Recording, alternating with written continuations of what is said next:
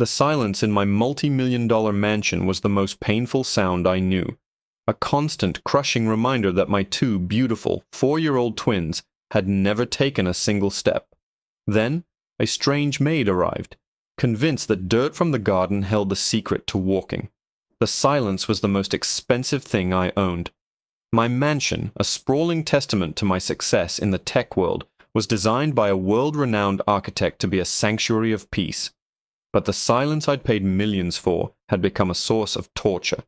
It was the silence of hallways that never echoed with the thunder of small, running feet. It was the silence of a sprawling lawn where no children chased a ball. It was the heavy, oppressive quiet of a home with two beautiful, bright-eyed 4-year-olds who had never taken a single step. My twins, Leo and Luna, were my world. They were perfect in every way but one.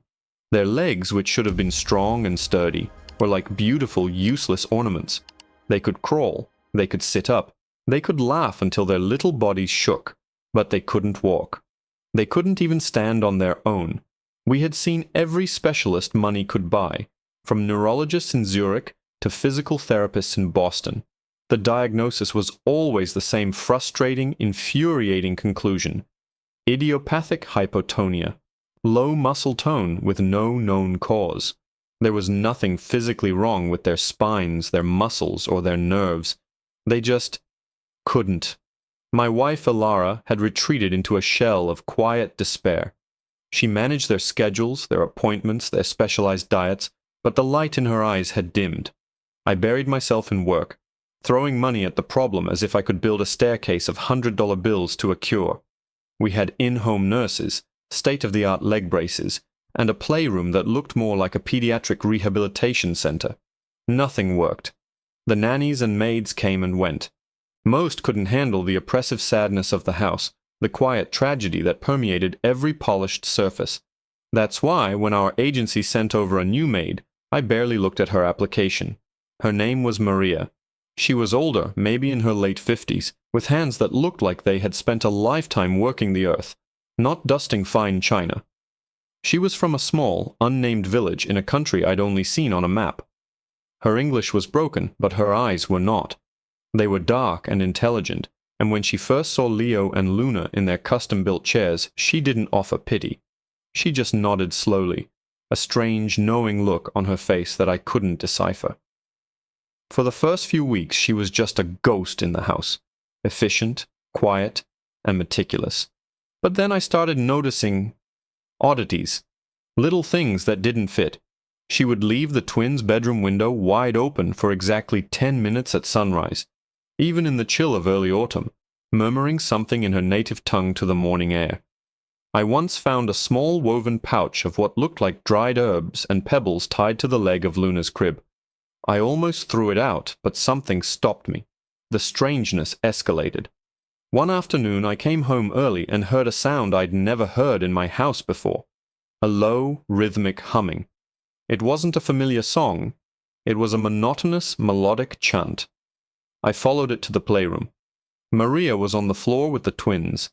She wasn't doing their prescribed physical therapy exercises. Instead, she had their bare feet in her lap. She was methodically, firmly tapping the soles of their feet with a smooth gray riverstone, humming that strange tune with her eyes closed. Leo and Luna were utterly captivated, silent and still, their gazes fixed on her face. I cleared my throat, and she stopped instantly, her eyes snapping open. She simply said, "Feeling the earth. They need to feel the earth." I was a man of science and data. I dismissed it as harmless nonsense from a superstitious old woman. The real shock came a week later. I was on a conference call in my home office, which overlooked the grand conservatory. It was raining, a miserable gray downpour. Through the glass, I saw Maria walking out onto the lawn, holding a small silver bucket. She knelt down in the pouring rain and began digging into the mud with her bare hands, scooping the wet, dark earth into her bucket. She ignored the expensive manicured flower beds and went straight for the raw, untouched soil near the old oak tree at the edge of the property. I watched, baffled, as she filled the bucket and carried it back inside, her shoes and the hem of her uniform caked in mud. My first instinct was to call the head housekeeper and complain, but a sliver of curiosity, born of pure desperation, made me wait. Later that evening, after Elara had gone to bed, I was walking past the twins' room on my way to my own. Their door was slightly ajar, and a soft light spilled into the hallway. I heard Maria's soft, humming voice. I pushed the door open silently, peering inside. What I saw made my blood run cold. The room smelled of rain and wet soil. Maria was sitting on a small stool between their beds. Leo and Luna were sound asleep. On the floor next to her was the silver bucket, filled with the mud she had collected from the garden. And in her hands she held Leo's small, pale foot. She was slowly, deliberately, massaging the thick, dark mud all over his sole, between his toes, and up his calf, her humming a low, resonant vibration in the silent room. Her eyes were closed in concentration, her face a mask of serene focus. It wasn't cleaning. It wasn't therapy. It was a ritual. My mind screamed. This was unhygienic, insane. This woman was putting filth, actual dirt from the garden, all over my vulnerable children. I took a step into the room, my voice a harsh whisper that cut through the humming. "What in God's name are you doing?" Maria's eyes snapped open, but there was no fear in them, no shame. She looked from me to Leo's sleeping form, to the bucket of mud, and back to me. Her expression was one of profound seriousness, as if I had interrupted a sacred ceremony. She slowly, gently placed Leo's foot back on the mattress and stood up, wiping her muddy hands on her apron. "Feet forget the ground, Mr. Roman," she said, her voice a low, steady murmur. "When they live on wood, on marble, they forget. The earth. It has a memory, a strength. I help them remember." My mind reeled. I was about to yell, to call security, to throw this crazy woman out of my house. This was a violation, a bizarre and unsanitary intrusion. "That's mud, Maria. It's filth. You could be making them sick." "It is earth," she corrected me, her gaze unwavering. "Clean earth, from under the old oak. It is strong." At that moment the door creaked open further. It was Elara, drawn by my harsh whisper. Her face was pale, her eyes wide as she took in the scene, me standing rigid with fury, Maria covered in dirt, and the strange, earthy smell that filled our children's sterile room. I expected her to scream, to join my outrage. Instead, she just stared at the twins, sleeping peacefully, their breathing deep and even. She walked slowly over to Luna's bed and gently touched her daughter's leg. "What? What is this?" Elara asked, her voice barely audible. "She's putting mud on them, Elara." "Mud from the garden," I said, exasperated. Maria looked at my wife, and for the first time her expression softened. "To wake the sleeping legs, ma'am. To let them feel the world before they walk on it." Elara looked at me, and what I saw in her eyes wasn't horror. It was a terrifying flicker of hope, a desperate, irrational hope that I had tried to crush in myself for years. "Roman," she whispered, her hand still on Luna's leg. "The doctors. The machines. Nothing has worked. Nothing. What if—" She didn't need to finish the sentence. I knew what she was thinking. The same insane thought that was now worming its way into my own logical brain. What if this superstitious nonsense was the one thing we hadn't tried? What if, in our world of data points and clinical trials, we had missed something fundamental, something ancient? "Don't be ridiculous, Elara," I snapped, but the conviction was draining from my voice. I looked at my son's leg. The mud was already beginning to dry, and I could see the skin underneath looked fine. Not irritated, not infected. Just normal. "We fire her, Roman, and then what?" Elara's voice grew stronger. "We go back to the silence, to the physical therapists who shake their heads and tell us to be patient? I can't. I won't." I was trapped. Trapped between my rational mind and my wife's raw, aching heart. I looked at Maria, who was watching us with that same unnerving calm. I made a decision then, one that went against every one of my instincts. "Fine," I said, the word tasting like defeat. "Fine, but there are rules. I want a sample of that earth. I'm having it tested. And I want to know everything you are doing. Every herb, every stone, every single step. No more secrets. Maria simply nodded. As you wish, Mr. Roman. And so our new, bizarre reality began. Maria's routine became a part of our lives. Every evening she would perform her ritual. She would rub their legs with the cool, dark mud. She would hum her low, strange songs. She would tap their feet with different stones she'd collected, telling me one was for flow, like the river, and another for strength, like the mountain. She brought in bundles of fresh herbs, rosemary, thyme, and others I didn't recognize, and would boil them, using the fragrant steam to warm their limbs. My multi-million-dollar home started to smell like a forest floor after a rainstorm. I had the soil analyzed.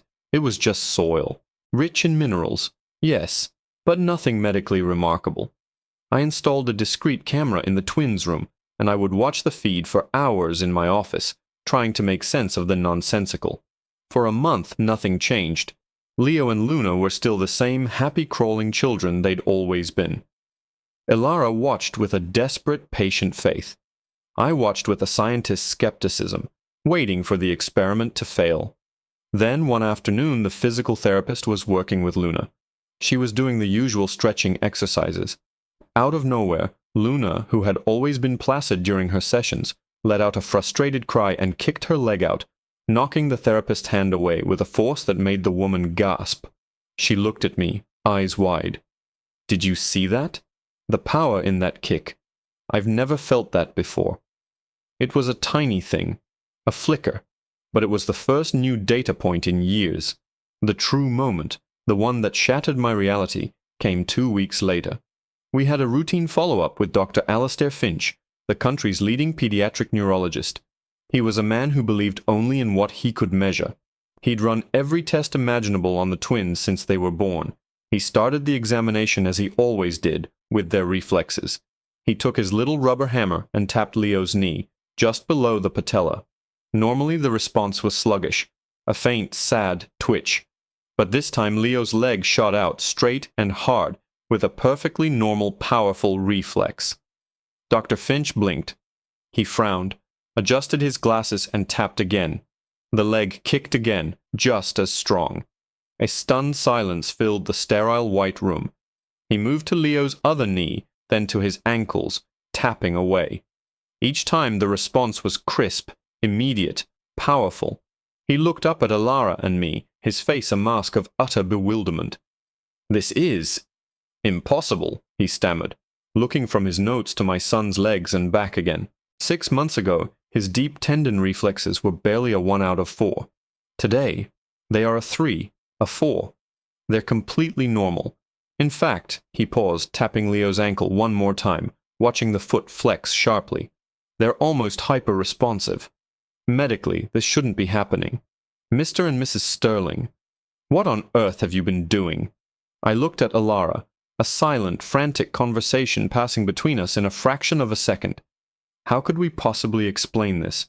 How could I, Roman Sterling, a man whose entire career was built on logic and algorithms, tell this esteemed neurologist that my children's medical miracle was likely due to a maid rubbing mud on their feet? My mind raced, searching for a plausible, scientific-sounding lie. A new supplement, an experimental therapy from overseas, anything but the truth. But Ilara, who had spent years being brave and quiet, found her voice. "We have a new caregiver," she began, her words careful. "She has a more holistic approach. Folk remedies from her village, massage, herbs." Dr. Finch's face hardened, the initial shock giving way to professional skepticism. "Folk remedies," he repeated, a condescending edge to his tone. "Mrs. Sterling, while I am delighted by this development, I must caution you against unproven treatments. We need to understand the mechanism. What kind of massages? What herbs specifically? We need to rule out anything that could be causing a neuroexcitatory reaction, which might not be sustainable or even safe." I saw my opening. "Exactly, doctor. We've been very careful. It's primarily a deep tissue massage technique, focusing on the nerve pathways. I can have our caregiver write down the specifics of her regimen." It was a weak deflection, but it was all I had. The last thing I wanted was for the medical establishment to start scrutinizing Maria's methods, to dismiss them and force us to stop. We were on the edge of something miraculous, and I would protect it at any cost. The drive home was tense. "He thinks we're crazy," I said, gripping the steering wheel. "He also thinks their recovery is impossible," Ilara countered, her voice firm. "Roman, I don't care what he thinks. I only care about what's happening. Did you see Leo's face? He was surprised by his own leg." She was right. I had seen it. A flicker of shock, then delight, as his own body responded in a way it never had before. When we got home, the house felt different. The oppressive silence was still there, but now it felt like the quiet before a storm. A good storm, full of potential and energy. I found Maria in the kitchen, carefully washing vegetables for dinner. "Maria," I said, my voice more gentle than I intended, "we were at the doctor today." I explained what had happened, the reflexes, the doctor's disbelief. She listened patiently, her hands never stopping their work. When I finished, she simply nodded. "The earth is waking them," she said, as if it were the most obvious thing in the world. The feet were deaf. Now they begin to hear the call of the ground. Her simple poetry was more reassuring than any medical journal I'd ever read. That night, I didn't watch the ritual on a hidden camera. I went to the twins' room and sat in the corner, watching openly. Maria acknowledged me with a small nod and continued her work. I watched as she massaged Luna's calves, her thumbs pressing into points I was sure corresponded to no known medical chart. I watched her tap Luna's heels with a smooth black stone, humming a tune that felt as ancient as the oak tree in our yard. And for the first time, I didn't see a superstitious maid performing a bizarre ritual. I saw a healer.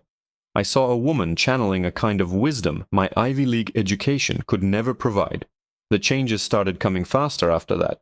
Small at first, but monumental to us. One afternoon, while sitting on the playroom floor, Luna pushed herself up from her belly onto all fours and rocked back and forth, a movement common for infants but one she had never accomplished. A week later, Leo, holding on to the edge of a low sofa, pulled himself from a sitting position to his knees. He stayed there for almost a full minute, his little arms trembling with the effort, a look of fierce determination on his face, before he tumbled back down onto the soft rug, laughing. Each milestone was a victory we celebrated with hushed reverence, as if speaking of it too loudly might break the spell. Maria was the calm center of it all. She seemed completely unsurprised by their progress. "The body knows," she would say, when we showed her a new video of their achievements. "You only have to remind it of its strength." She began expanding the routine. The mud massages were now followed by a new practice. She would fill 2 shallow wooden basins with different materials she'd gathered from the estate. One day it was smooth, cool river pebbles. The next it was soft moss from the base of the oak tree. Another day it was coarse sand from the small shoreline of our private lake. She would sit the twins in front of the basins and encourage them to put their feet in, to curl their toes around the stones, to press their soles into the damp moss. She was re-educating their senses, connecting their nervous systems to the world through the soles of their feet. The day it happened, it was an ordinary Tuesday. Ilara was at a charity luncheon, and I was working from home. I was in the kitchen getting some coffee when I heard a shriek from the playroom. It wasn't a cry of pain. It was a shriek of pure, unadulterated joy. It was Luna's voice. My heart hammered against my ribs as I sprinted down the hall. I skidded to a stop in the doorway, my brain struggling to process the scene before me. Maria was kneeling on the floor, about 10 feet away from the small, upholstered playroom sofa. Her arms were held out, her face glowing with a radiant smile. And standing in the middle of the room, wobbling precariously, his entire body shaking with the monumental effort, was Leo. He wasn't holding on to anything. He was standing, on his own 2 feet. He took one clumsy, lurching step towards Maria, then another. His face was a mask of ecstatic concentration. And right behind him, her hands pressed flat on the seat of the sofa, Luna was pushing herself up, her own legs trembling as she tried to straighten them, trying to copy her brother. My coffee mug slipped from my hand and shattered on the hardwood floor, the sound echoing in the sudden silence. Leo, startled by the noise, lost his balance and tumbled onto his backside on the soft rug. But he wasn't crying. He was beaming, his eyes shining with a pride so fierce it stole my breath. He had done it. He had walked. It was only 2 steps, a clumsy, falling forward motion, but it was more than any doctor had ever promised us. It was everything. I dropped to my knees, a sob catching in my throat, my eyes locked on my son, and then I looked at Maria, ready to shower her with more gratitude than one human could possibly express. But she wasn't looking at the twins anymore. Her smile was gone. Her face was pale, and she was staring past me, towards the hallway, her eyes wide with a look of pure, unadulterated fear. I spun around, my heart seizing in my chest, expecting to see a threat, an intruder, something to explain the terror on Maria's face. But the hallway was empty. There was nothing there but the shattered pieces of my coffee mug and the warm afternoon light slanting through the windows. When I turned back, Maria was already scrambling to her feet, her expression a frantic jumble of fear and regret. "No," she whispered, shaking her head and backing away from the twins. "No, no, no. Too soon. He will know now. He will know." "Who will know?" I demanded, my voice raw with confusion. The euphoria of seeing my son walk was crashing into a wall of pure dread. "Maria, what's wrong? What did I do?" "The sound," she stammered, pointing a trembling finger at the broken ceramic on the floor. "The breaking. It is a signal. A call. I must go. I must go now." She was talking nonsense, her calm demeanor completely shattered. She looked like a cornered animal. Elara chose that exact moment to walk through the front door, humming happily. She stopped dead when she saw the scene me on my knees, the broken mug, and Maria in a state of sheer panic. "Roman, what happened?" she asked, her eyes darting between us. Before I could answer, Leo, still on the floor, let out a happy babble and pointed towards the sofa. "Luna! Up!" he squealed. And as we all watched frozen, Luna, using the sheer power of her will, pushed herself up to a standing position, her hands clutching the sofa cushions for balance. She stood there, legs shaking like newborn fawns, for 3 whole seconds before collapsing in a giggling heap. Elara gasped, her hands flying to her mouth. Tears streamed down her face as she rushed to our children, scooping them both into a hug, burying her face in their hair. "Oh my God, Roman, they're doing it. They're really doing it." The miraculous moment was completely lost on Maria. She used our distraction to bolt.